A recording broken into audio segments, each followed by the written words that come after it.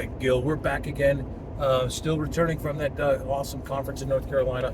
And so we're looking at various news articles. And like I said, all these popped up within a couple of days. And this next one, this is by The Week. And the article here is America headed for a national divorce. All right, so first of all, when people talk about national divorce, what are we talking about?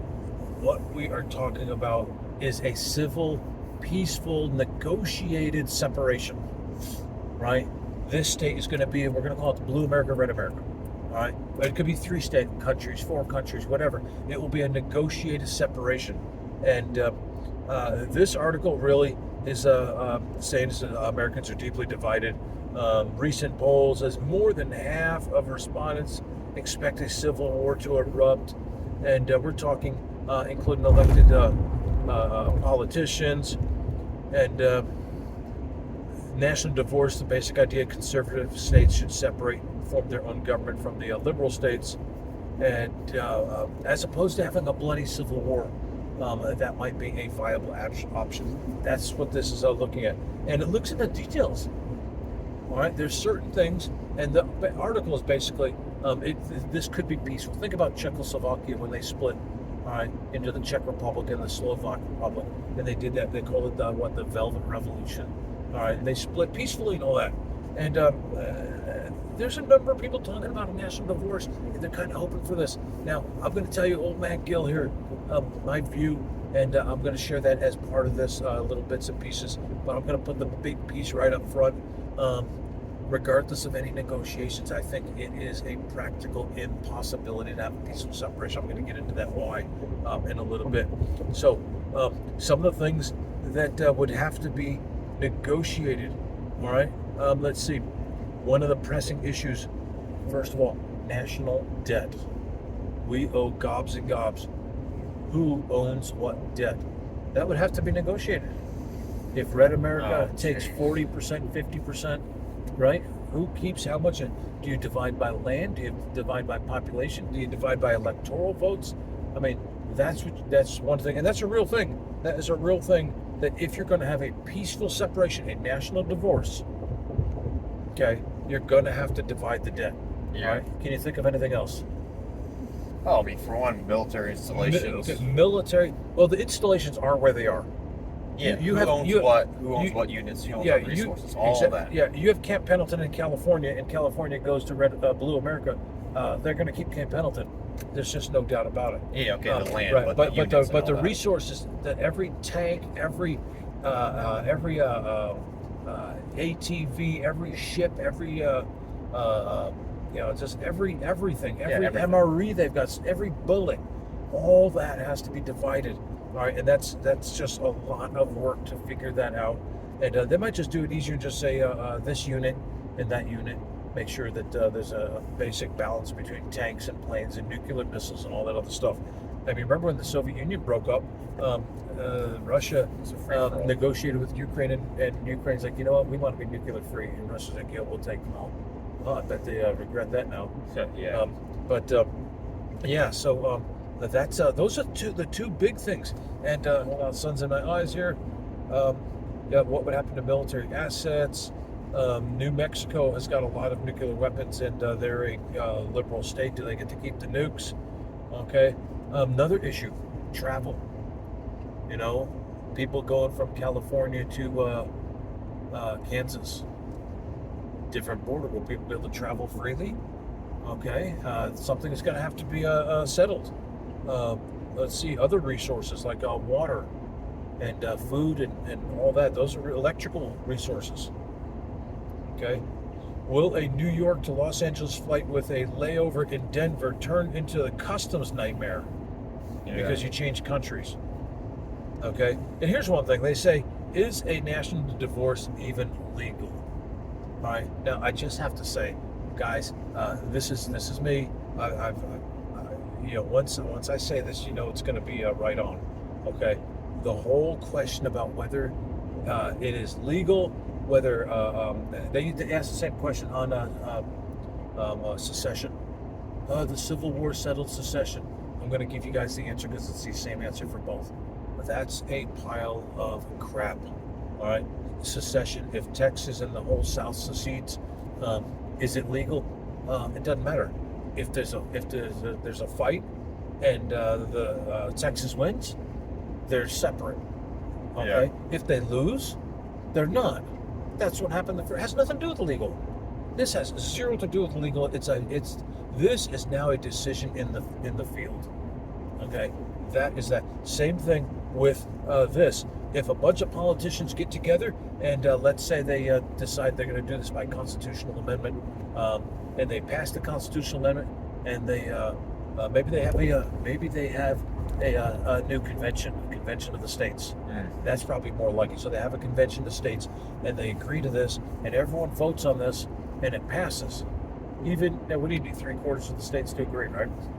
3/4 agree. It becomes a new constitutional amendment that you got a divorce. Guess what, guys? Guess what?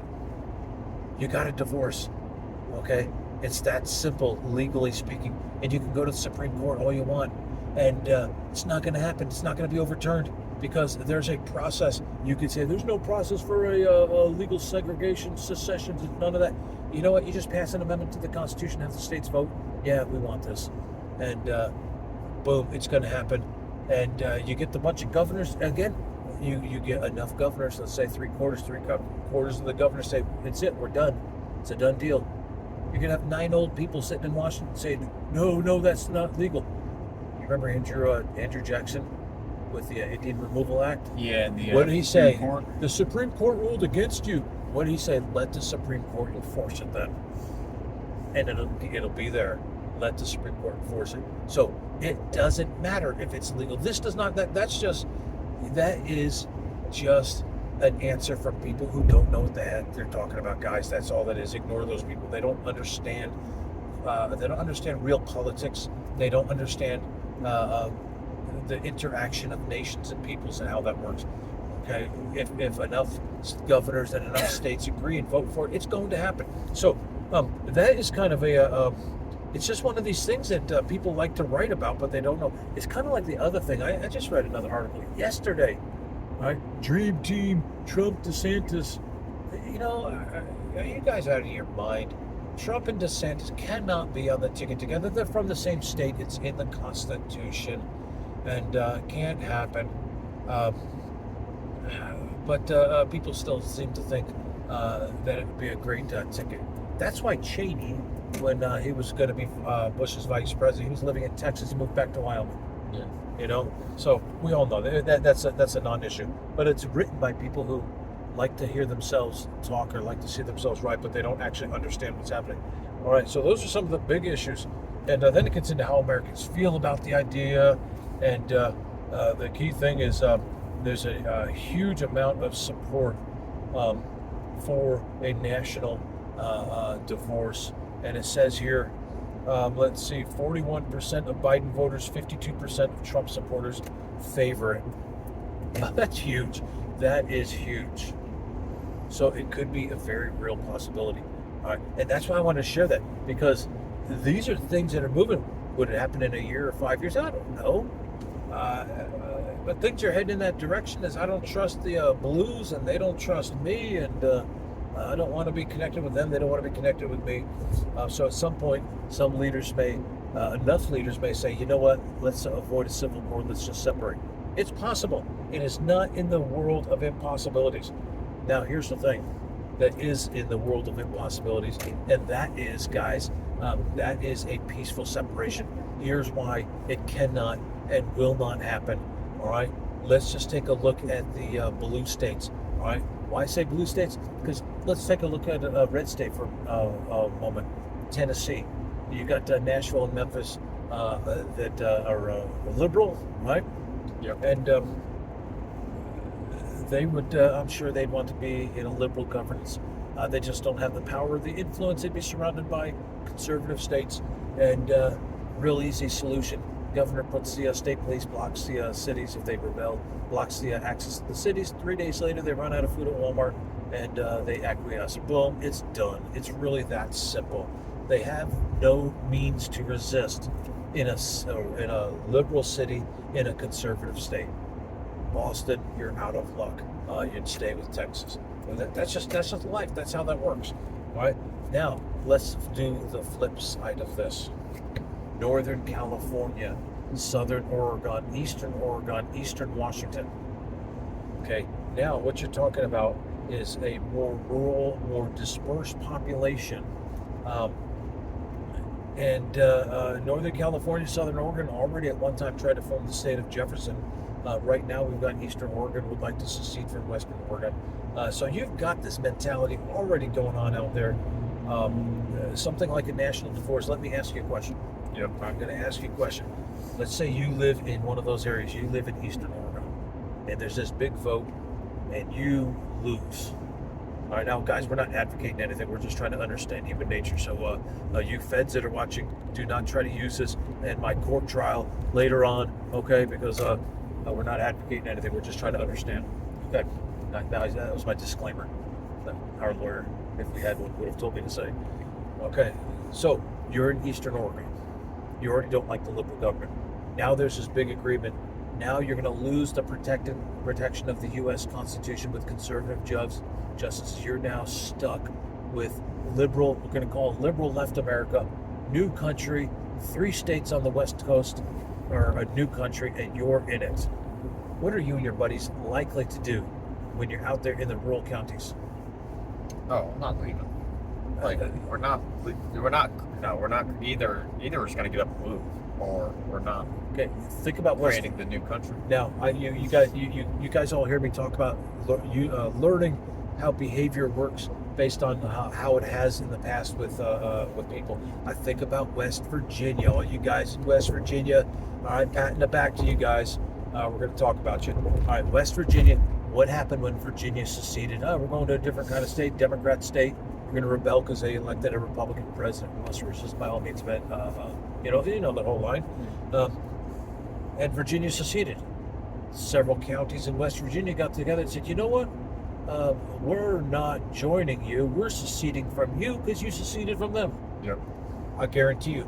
All right. Now, I really don't think that there's a lot of situations that Americans would rise up against the government or all. I don't think so. I think we saw in recent history that they actually will not rise up. But this is one of those cases, guys. This is one of those cases because they'll have local leadership. They'll have the local sheriffs and local county officials. So they'll have some legal background. I do think that it would turn bloody.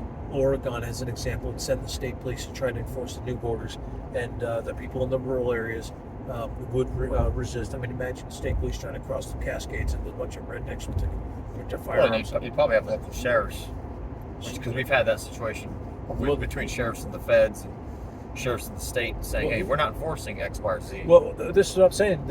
I think a lot of cases the sheriffs would take the lead in saying we're not enforcing this, and that would give the prompt that would prompt the people to say, okay, at some point I do think there would be an actual secession like there was in West Virginia from Virginia.